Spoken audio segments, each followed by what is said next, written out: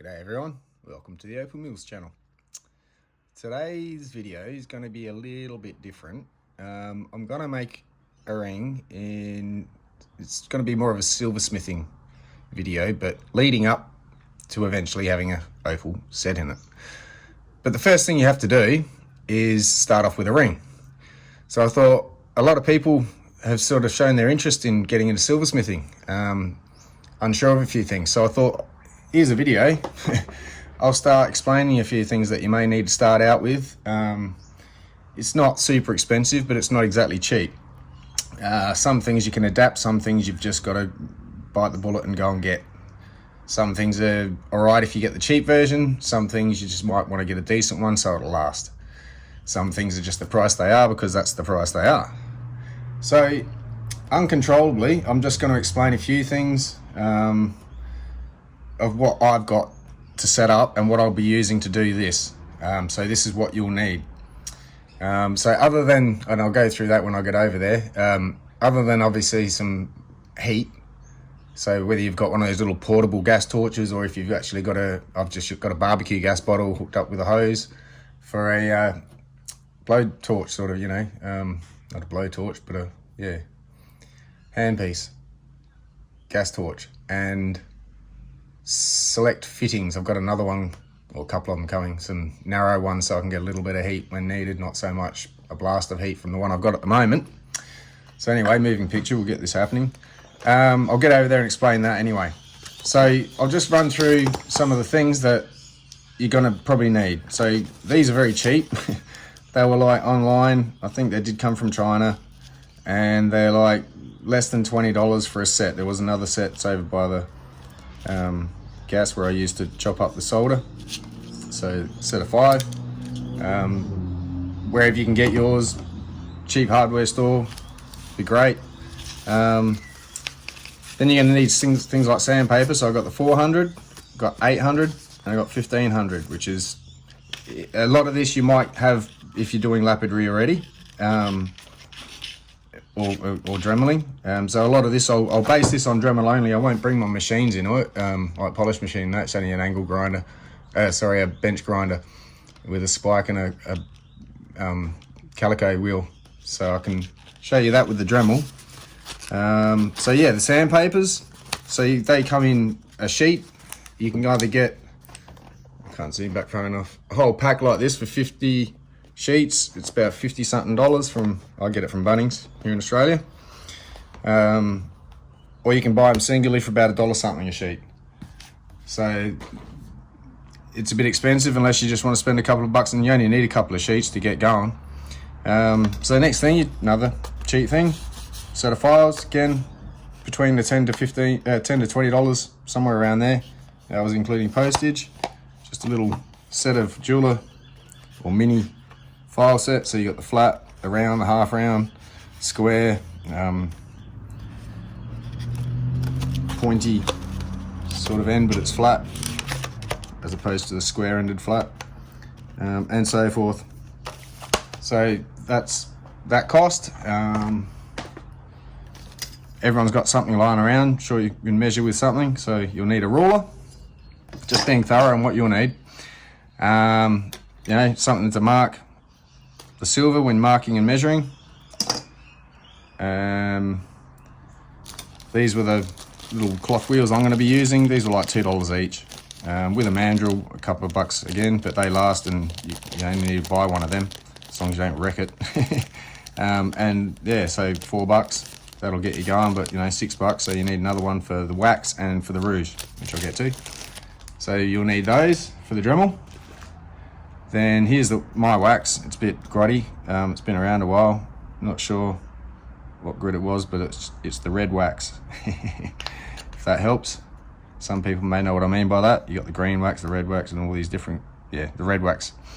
So that on top of some of this stuff, which was like, back when I bought it a few years back, but it kind of gone up too much. It was $7.65. And I've only just skimmed the edge of it. Like, I haven't used much of this at all. It really lasts. So great investment in some things that are going to really take a while to get through as far as usage. So they last you very long. So a couple of tools, one obvious one, if you can. It's not imperative if you're just making jewellery for yourself, because you know you made it out of silver and that's all that matters. You're not proving it to anyone, but you may want a 925 stamp. 925, just for those who are unaware, refers to how many parts in 1,000 are silver. So 99.999 and all that stamp on the blocks of silver would be as close to pure silver as you're going to get. But if you take 925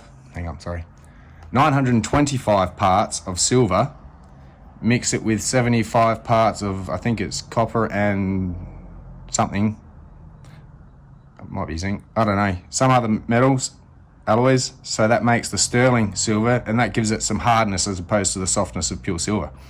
So 925 parts out of 1,000 are silver, so we use 925 for that reason. I can equate that to 24 carats and all that sort of thing with gold, and what different numbers like 750 or 18 carat. It's the same thing. It just means 3/4. 750 is 750 parts out of 1,000. Well, that's 3/4 of 1,000, as opposed to 18 carat, which is 18 is 3/4 of 24. 750, 18 carat, same thing. You can equate it. So that's all that stamp really means. But for yourself, optional. Obviously you need a hammer to strike it with. I didn't actually put that in, but hammer, imaginary hammer. A saw. So just one of these little hand saws, and some little guitar string, I call them. If anyone's good at playing a one-string guitar, you'd have some fun with this. Anyway, that's very, very thin, so less wastage. It's like a 1/2 mil thick or something. And you get packs of these blades. You're going to go through a few practicing your cutting, because they get caught, they jam, you try and pull, you're a bit heavy-handed, whatever reason, they twist the wrong way, they can snap on you very easily. But once you get the hang of it, smooth sailing. Make sure you get some wax. Good thing I've got that sort of sitting just here. There we go, wax. So that's what that beeswax was that I bought. It's for lubricating and, yeah, keeping your blades and your diamond, your burr cutters for the Dremel, and that I use it for as well, for the engraving. So a saw, very handy, very useful. This one will just last. I probably should clean it up a bit. And yeah, it does its job nonetheless. For rings, here we go. Now, I couldn't wait to get one of these, which I'll go into in a sec. So to make a ring, you kind of find anything round. So I chose a socket and something that will go over that. And so I'm stuck with whatever size that is. And I measured it against my finger one time. It was like, yep, great, that'll do. And you try and get the ring as round as possible to slide over there. And then you just, when it gets down to the bottom here, it sort of fans out, slopes out. And so on that edge is where you're going to get your round from, as it sort of fattens it out. But it's only the edges of the rings, hopefully the middle, once you flip it over and do the other side. It's a bit of a rough job, but it will get the job done, whatever you've got. But other failing that, these are a great investment. Again, these will last forever and a day. I think this one's made in Italy. It cost about 110 for something like this one. But this is very weighty, and you're going to be beating the heck out of it a lot. So yeah, it's got all your sizes down it. We're in Australia, so we get the alphabet. I can convert that, I'll show you later, into US and so forth. But again, something very handy to have, especially if you're going to be making rings. Not necessary if you're not making rings. If you're just making pendants and that's fine. You don't need one of those.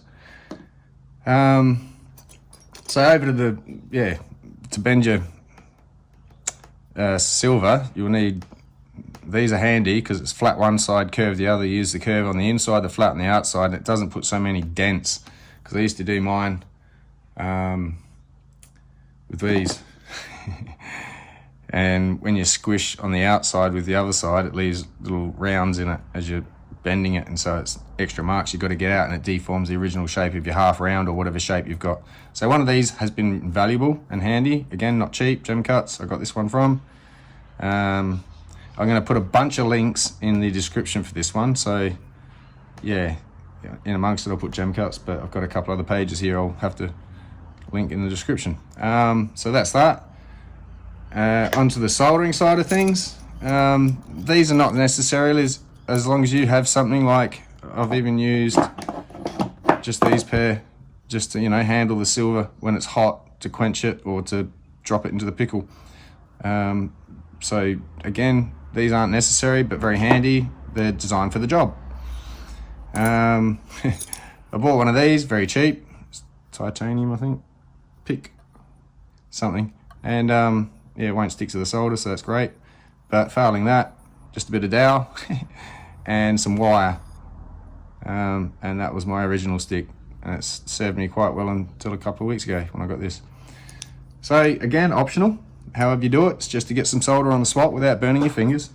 If you had to wait for everything to cool down properly, you could probably do everything by hand. It just takes a long time. So the obvious thing we're going to need for making a silver ring then will be the silver. So I've got some, I'll be using the half round here, but just for demonstration purposes, you can get some nice thick rectangle wire or half round. So I'll be using the half round. Oh, and some of this. So this one was about $22, $23 or something around there. And this lasts ages. I mean, I haven't even finished this one off yet. Still got a little bit in the bottom. And that was my first tub. It's lasted me a few years. You know, you don't need to overdo it with the solder. So with the flux.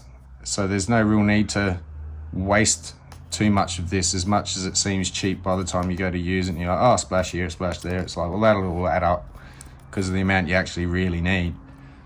So that again can last long, or depends how you work.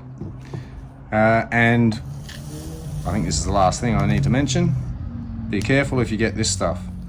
It's just a pickling compound. You just mix it with water, but you don't want to get it on your skin. Again, bicarb soda will neutralize it, or just water to dilute it if you ever get splashes on. And obviously the safety instructions, read all that. I'm not going to get into educating people on the handling of stuff like this. This is up to you whether you are feeling confident enough, know enough, but I take no responsibility for outcomes. It's quite obvious what you need to do, just read the instructions. I'm going to leave that at that. So these are some of the things to get started to make a ring. One quick thing I want to mention, I got my website up and running. I had a few glitches with the payment. For some reason it kept going over to those who wanted to pay by PayPal. It'd flick over and it went to US dollars. So if I charged 100 Australian, it flicked it to 100 US. And I'm like, uh-oh. So I think that's all fixed now. If anyone's trying that, it's sorted. I'm not sure about the credit cards. I don't deal with credit cards. They're not my thing. I don't have credit. That said, I think you can pay credit card through my PayPal account. And if you want a direct debit, my details are there for the direct debit option too. I'm not sure how to get rid of the credit cards option, but I don't think I need that. So any issues with that side of things, please shoot me an email, because I'll need to know, and it would be handy. Thank you very much. Because I've noticed, a couple of people have jumped on and not been able to succeed through the checkout. So hopefully that's sorted. My apologies immensely. It doesn't help you guys. So hopefully it's set up a bit better now, but just bear with me. I'll just get in contact with me if you have any issues. I can sort things out manually. Not a problem.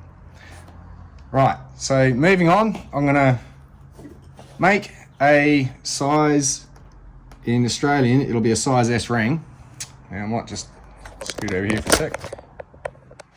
And these are some of the links that I'll be providing in the description afterwards, just to show you where I'm getting my info. But here it shows you down the bottom there, size S is a size 9 in US. So that's just a ring conversion table. So once I've got my size S and I now know I'm size 9, if I can go back a page, if this will load, might just go and get some reception. I don't get good reception out here, and get that page loaded, sorry.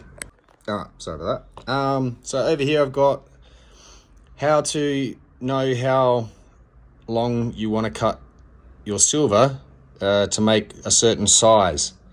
So if we go down here to size, we'll go up here and it says, so it's in US ring size. You select the thickness of, so this, I'll have to measure this, and I think it's about 2.5, 2.4, something around there. So we'd go down to, let's say the 2.4 column. We go down to size 9. Have to scroll up. Now, there's another chart up here I'm ignoring because it's slightly incorrect compared to this one, because it puts 66, but it's actually 65 here. So size 9. Oh, that's right, I was going to make 65.3 originally.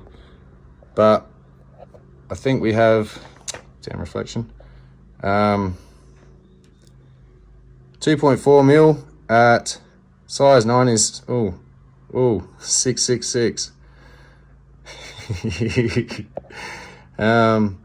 So yeah, if it was that, we'd use 66.6 millimeters of silver, flush end to flush end. Reason you make it longer than the actual size and it matters what thickness you're using is because the thicker the metal is, when you bend these two pieces around to meet each other, the inside circumference gets squished. So you may have started out with 66.6 mil, but it's going to squish down to 59. The outside will be, a few mil longer than that, probably about 68, 69 mil outside circumference. So depending on the gauge of your thickness of your silver band that you start out with, you figure it out. So we're going to go with this chart and say size 9 says 666. So I'm pretty confident that's about 2.4, and we'll go with that. So I'll measure that out using my ruler and a